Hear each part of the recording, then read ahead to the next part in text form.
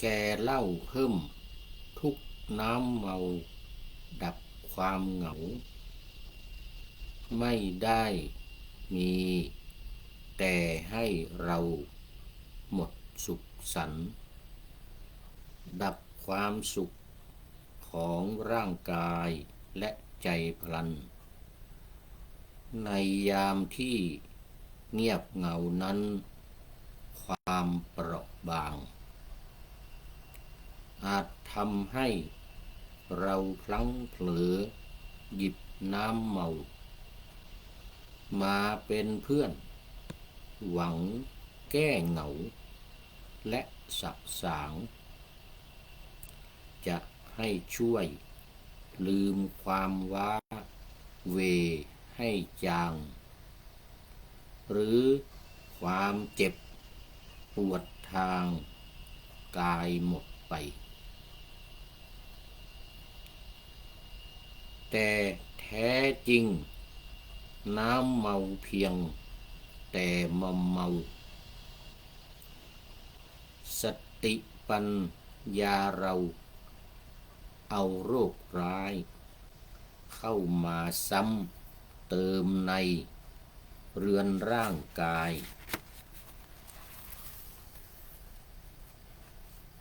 ที่ทรุดโทรม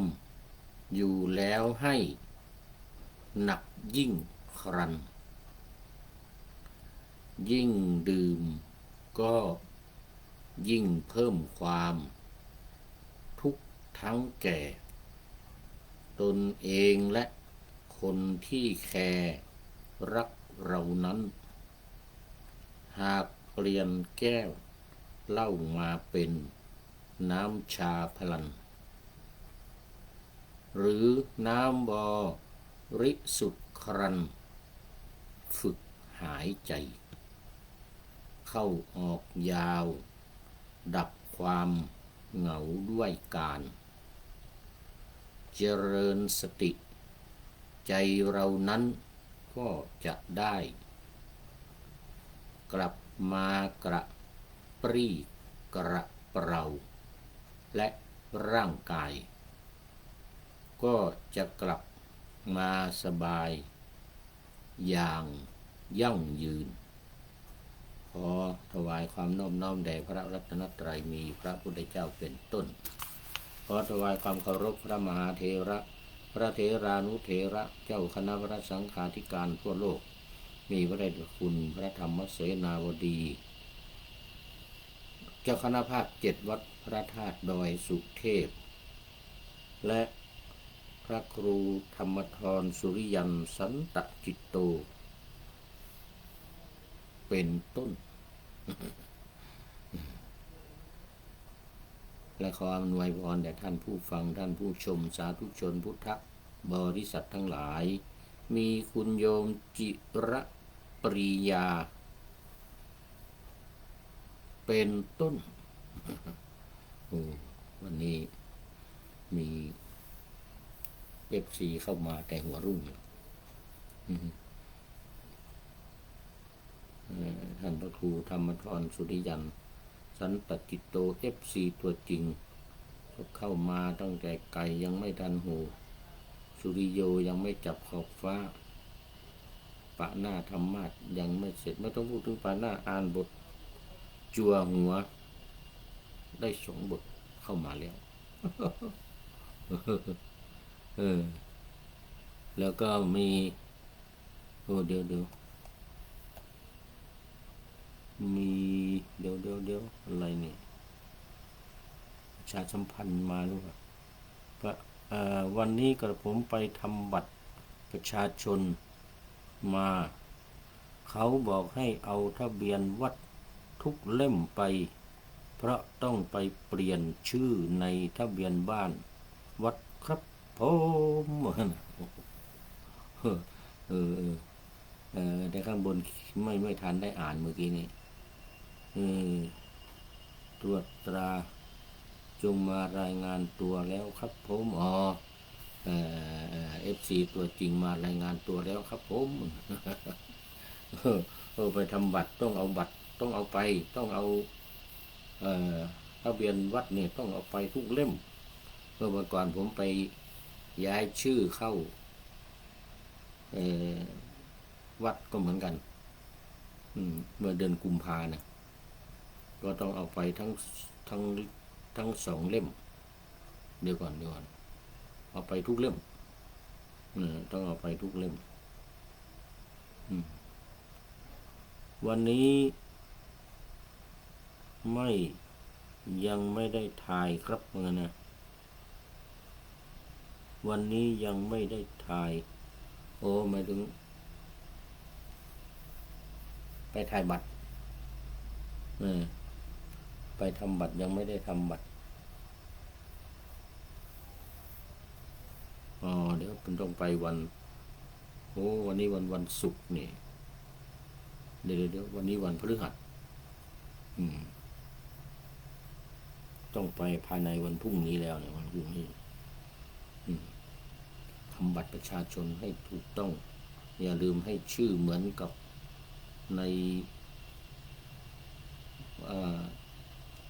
ใบสุทธิ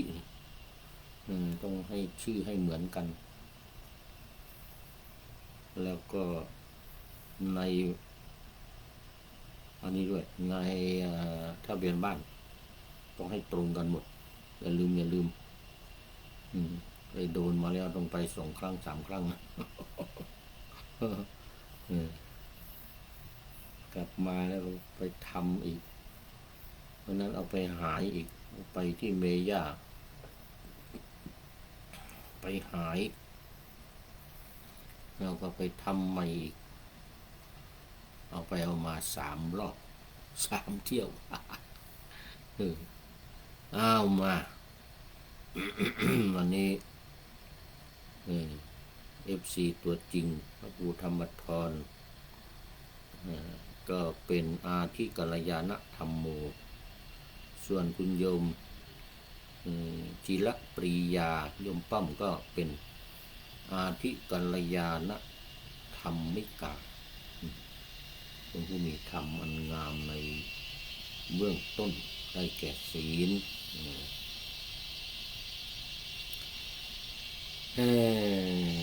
มาสู่เนื้อหาสาระของธรรมะกันเลยวันนี้เป็นตอนสุดท้ายวันสุดท้ายจบวันนี้จบแน่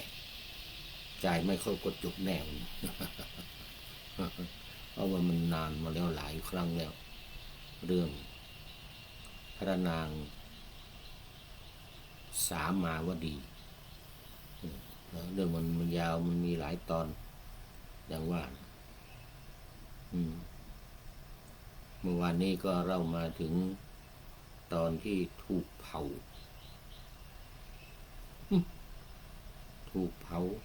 ตายกันทั้งครอบตายกันทั้งหมดเลยทั้งครอบเลยพูดเหมือนหมูไงไม่ใช่ไม่ได้ตายกันทั้งปราสาทเลยอยู่ในปราสาทอยู่ในปราสาทถูกเผาทั้งปราสาทตายหมดทั้ง500นางรวมพระนางสามาวดีด้วยนี่มันเป็นเพราะกรรมเก่าได้เล่าไปแล้วเมื่อวานนี้ เผาพระปัจเจกพุทธเจ้า ตอนแรกก็ไม่ได้ตั้งใจไม่รู้ว่าพระปัจเจกพุทธเจ้าไปนั่งอยู่ในป่าอยู่ในนั่นน่ะเอาฟืนเอาหญ้าเอาอะไรไปเผาอยู่ตรงนั้นปรากฏว่าพอฟืนหมดพระเถระนั่งทำสมาธิเข้าฌานสมาบัติอยู่ก็เลยพากันเอาไฟมาสุมใหญ่เลยเอาไม้มาสุมใหญ่เลยคิดว่าตายแน่ตายแน่ไฟเป็นลุกเสร็จแล้วก็พากันกลับปรากฏว่าพระเถระนี่พระปัจเจกพุทธเจ้าพระปัจเจกพุทธเจ้าองค์หนึ่งเป็นปลีกวิเวกไปนั่งอยู่เนี่ยพระปัจเจกพุทธเจ้าของพระมหากษัตริย์นี่แหละ เป็นลูกสาวเจ้าเมืองนี่ พร้อมด้วยบริวาร แต่ไม่พระปัจเจกพุทธเจ้าออกได้ก็ได้7 วันก็ออกจากฌานก็ตามปกติก็ไม่มีใครจะทำอะไรได้หรอกเผาก็ไม่รู้สึกตัวไม่แบบแม้จะอุ่นก็ยังไม่อุ่นอย่างนั้นร่างกายนะขณะที่เข้าสมาบัตินิโรธสมาบัติหรือสัญญาเวทยิตานิโรธฌานที่9ครบฌานที่8เสร็จแล้วเนี่ยไปเข้าสัญญาเวทยิตานิโรธหรือนิโรธสมาบัตินี่นะไม่มีใครทำอะไรได้จะฟันจะยิงก็ไม่ได้ไฟเผาก็ไม่ไหม้ครบ7 วันออกจากฌานก็ไปเดินตามปกติมีแต่ผ้าห่มนั่นแหละที่ไหม้นะที่ไหม้ไฟนะ ตัวนี่ร่างกายนี่ไม่ไหม้ไฟใครทำอะไรก็ไม่ได้เหมือนกับพระเจ้าพิมพิสารเข้าสมาบัติเข้าฌานมีปีติหล่อเลี้ยง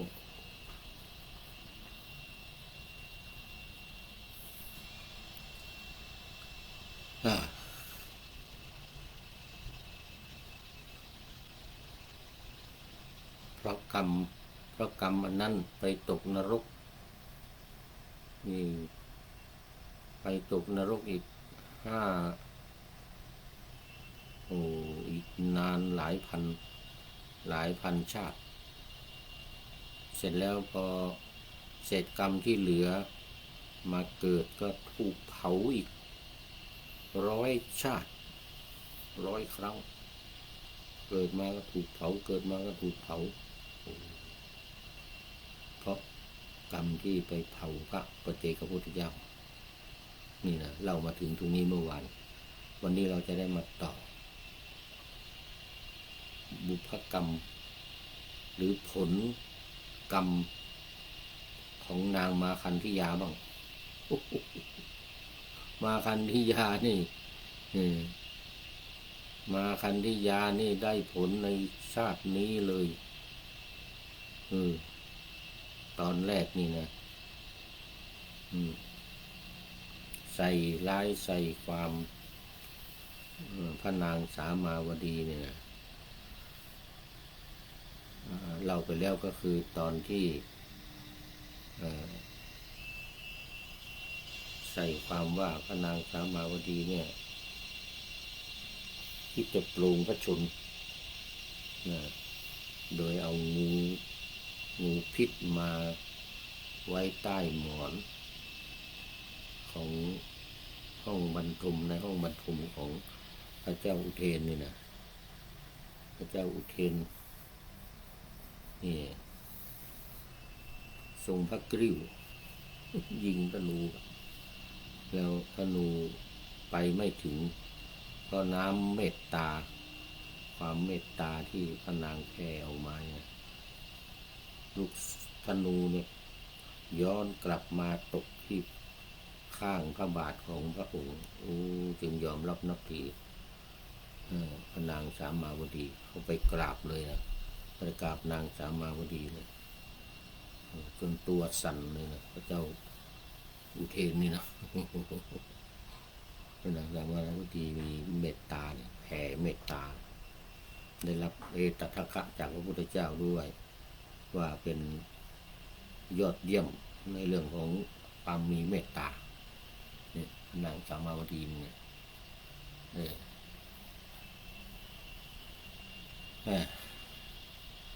แล้วมา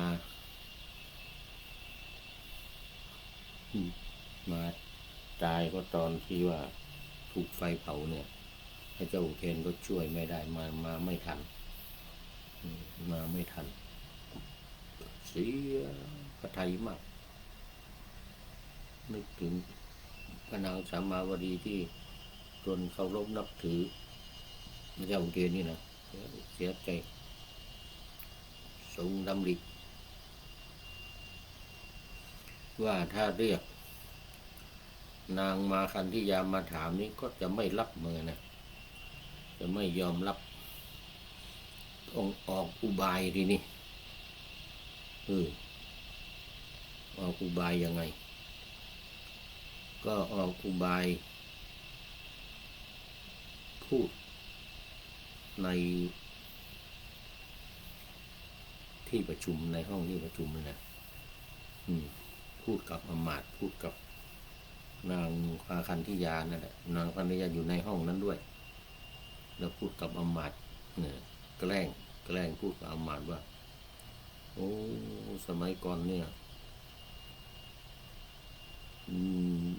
ไม่ได้กินไม่ได้นอนอยู่ไม่เป็นสุขเพราะ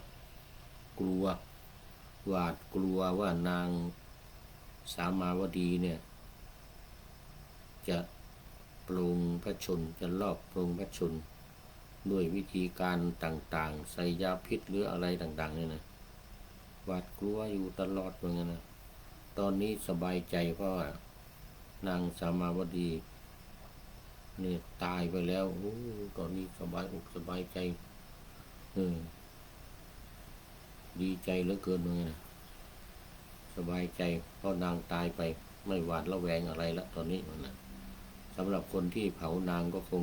จะเป็นคนที่รักมีความรักในตัวเราเหมือนกันนะนี่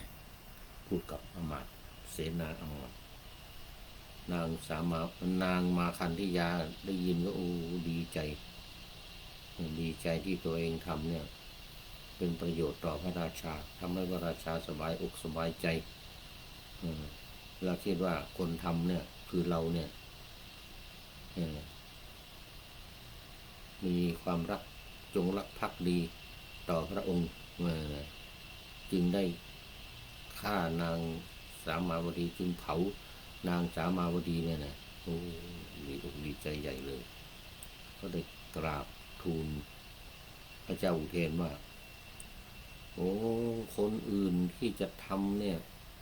คนอื่นที่จะมาเผาคิดเผานางสามาวดีเนี่ยจะมีใครไปคนอื่นไปไม่ได้นอกจากหม่อมฉันนี่ผู้มีความจงรักภักดีต่อพระองค์เกรงว่าพระองค์เนี่ยจะถูกนางสามาวดีนี่รอบโปรงพระชนเหมือนกันนะจึงได้ให้อาน้องของพ่อเนี่ยพาลูกน้องมาเผาเหมือนกันนะพาลูกน้องมาเผาพระเจ้าเทนก็ยกย่องดีมากเธอทำดีมากที่ฆ่านางสามาวดีเนี่ยทำให้เราสบายใจว่านะไปตกรางวัลใหญ่เลยเอาเครื่องประดับเอาอะไรต่างๆแก้วแหวนเงินทองมอบให้นางมาคันธิยาเนี่ยนะแล้วก็บอกว่าขอไปบอกญาติที่มาช่วยกันเผามาช่วยกันเผานางสามาวดีเนี่ยทั้งที่ได้ทำทั้งที่ไม่ได้ทำที่เป็นญาติของเธอบอกมาให้หมดเหมือนกันนะมารับรางวัลตกรางวัลให้อย่างดีเลยมอบสร้อยทองคำเม็ดเพชรแหวนเพชรอะไรต่างๆเครื่องประดับอะไรต่างๆเป็นรางวัลให้กับพวกญาติที่มาเนี่ยที่มานะมีนายมาคันธิยะผู้เป็นน้องชายของพ่อที่เป็นอาเนี่ยนะเป็นต้นเนี่ยนะอย่างมากมายมหาศาลเลยมอบรางวัลอะไรให้ดีใจทำให้ญาติมาหมดเลยญาติของนางมาคันธิยาเนี่ยนะไม่พอคนที่ไม่ใช่ญาติก็ให้สินจ้างรางวัลแก่หมู่ญาตินะให้บอกว่า พวกเราเนี่ยเป็นญาติว่าไงนะไอ้ที่ไม่ใช่ญาตินะให้สินบนเงินนางมาคันธิยาเนี่ยแล้วก็มากันใหญ่เลยมาทั้งญาติก็มาหมดไม่พอไอ้คนที่ไม่ใช่ญาติก็มาด้วย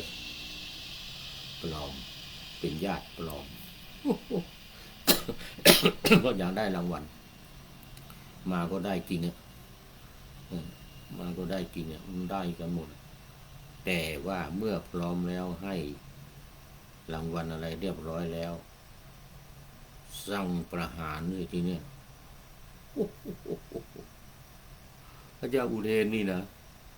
สั่งประหารนางมาคันธิยาเนี่ยนะญาติทุกคนเนี่ยนะให้ฝังลงไปในดินเหมือนที่เราเมื่อวานนะฝังลงไปในดินแค่สะดือนี่ถึงสะดือนี่เหลือแต่ตัวขึ้นมาข้างบนนี่นะเสร็จแล้วเอาหญ้าเอาฟางข้าวเอาสังข้าวนี่นะไปวางเต็มไปหมดเลยแล้วจุดไฟเผาทั้งเป็นเผาทั้งเป็นเลยเสร็จแล้วก็ให้เอารถให้ไถเนี่ยไถ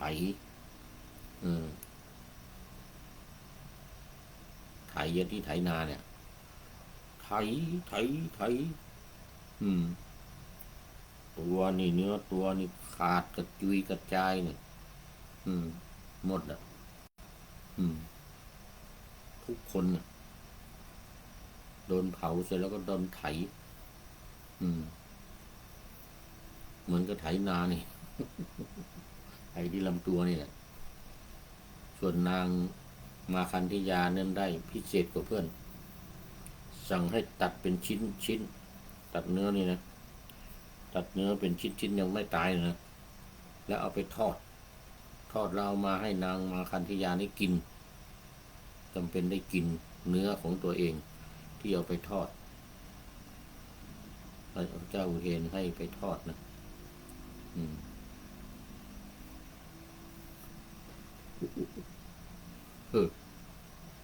กินทอดกินจนตาย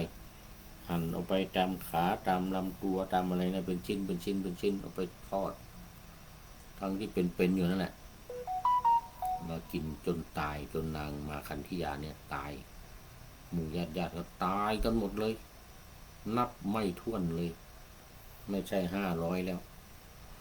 เป็นพันเป็นหลายพันนะแล้วก็มาเด็กที่ไม่ใช่ญาติก็มานะอยากได้รางวัลนะเป็นญาติไม่เป็นญาติก็มาหมดอยากได้รางวัลพอตายเสร็จแล้วก็พวกนี้ไปเกิดในนรก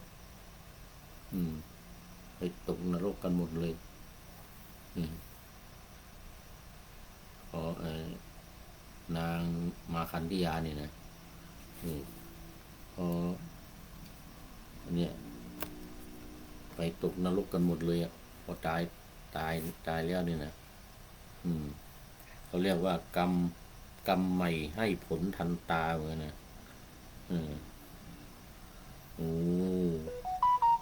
นี่นะนางมาคันธิยานี่นะ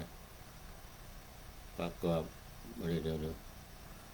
ให้พระนางกินจนสิ้นอัตภาพเรียกว่าตายเหมาะสมกับกรรมที่ทำมันก็คือเผาเผาพระนางสามาวดีตัวเองก็ทุกคนก็ถูกเผาหมดนี่ไม่พอถูกตัดเนื้อเอาไปเป็นชิ้นไปทอดมาให้กินแล้วก็เผาอีกเหมือนกันเพราะว่ากรรมที่ไปเผานี่กรรมใหม่นะไปเผานางสามาวดีนะพระเจ้าอุเทนสั่งเผาหมดให้เหมือนกันนะให้เหมาะสมแก่กรรมที่ตัวเองทำมานะ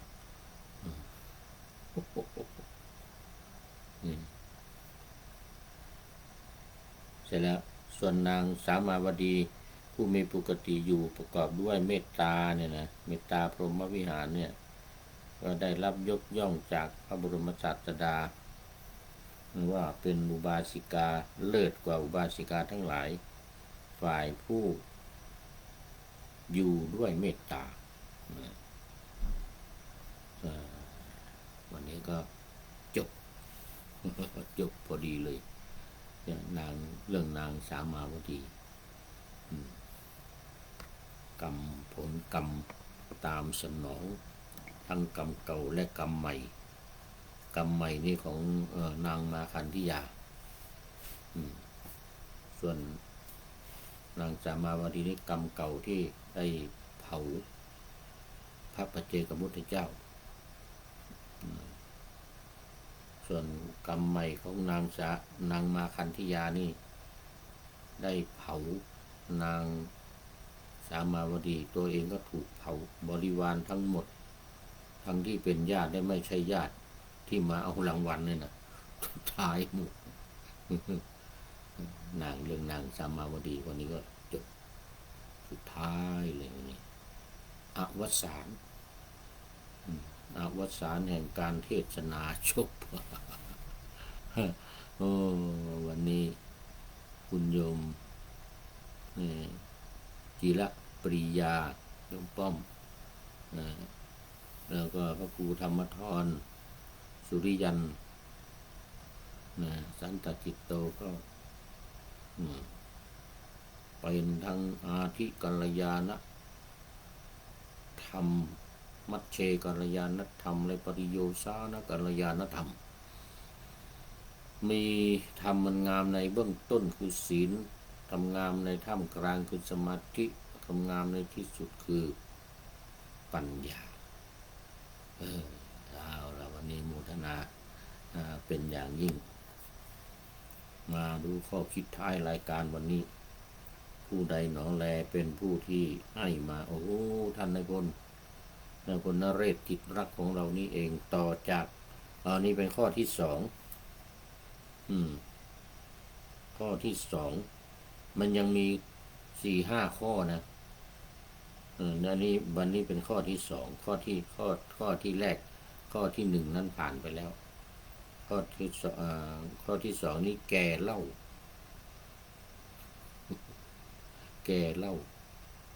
ข้อแรกนั้นแก่อะไรลืมไปแล้วนี่ข้อที่สองนี่แก่เหล้ากินเหล้าเมายาเป็นคนเฒ่าคนแก่ที่ใช้ไม่ได้มันหัวข้อที่ท่านนายพลลงไว้นี่นะทั้งมีหกแก่ก่อนนะความแก่ที่ใช้ไม่ได้ยังไงมาแก่ที่สองวันนี้แก่เหล้าแก่กินเหล้ากินข้อสองแก่เหล้าเพิ่มทุกน้ำเมาดับความเหงาไม่ได้มีแต่ให้เราหมดสุขสันต์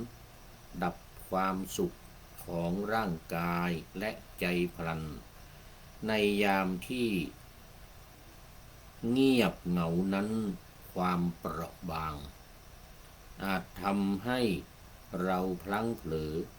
หยิบน้ำเมามาเป็นเพื่อนหวังแก้เหงาและสะสางจะให้ช่วยลืมความว้าเหวให้จางหรือความเจ็บปวดทางกายหมดไปแต่แท้จริงน้ำเมาเพียงแต่มอมเมาสติปัญญาเราเอาโรคร้ายเข้ามาซ้ำเติมในเรือนร่างกายที่ทรุดโทรมอยู่แล้วให้หนักยิ่งครั้นยิ่งดื่มก็ยิ่งเพิ่มความทุกข์ทั้งแก่ตนเองและคนที่แคร์รักเรานั้นก็หมายถึงสามีหมายถึงสามีหรือภรรยาหรือคนที่รักหากเปลี่ยนแก้วเหล้ามาเป็นน้ำชาพลันหรือน้ำบริสุทธิ์ครันฝึกหายใจเข้าออกยาว ดับความเหงาด้วยการเจริญสติ ใจเรานั้นก็จะได้กลับมากระปรี้กระเปร่าและร่างกายก็จะกลับมาสบายอย่างยั่งยืนนี่ก็ขอบคุณและอนุโมทนาท่านนายพลนเรศกิจลักษณ์ที่ได้ให้ข้อคิดมาท้ายรายการวันนี้แก่เล่าเพิ่มทุกข์เดี๋ยว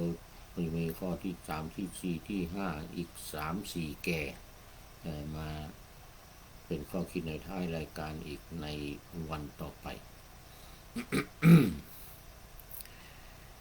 ขอนำรายการธรรมะทัดไปก่อนแล้วจะย้อนมาใหม่ในวันหลัง